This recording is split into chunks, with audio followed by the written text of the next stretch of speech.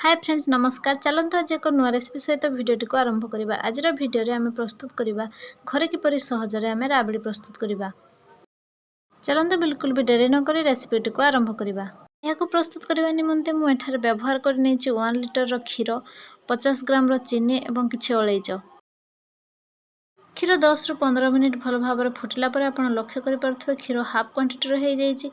एथिरे आम आड कर अलैच और जहाँ चीनी आम एठार रखि आड करने। एवं 10 ରୁ 15 मिनिट थिक हवा पर्यंत यहाँ फुटाई ने। देखिपे मोर राबड़ी प्रस्तुत संपूर्ण हो जाइए। राबड़ी प्रस्तुत कर प्रक्रिया खूब सहज थी।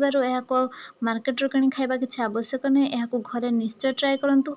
थरे आप ट्राए कलापर जानीपारे जे यह मार्केट में मिलूवा राबड़ी ठारू अधिक स्वादिष्ट लगी है।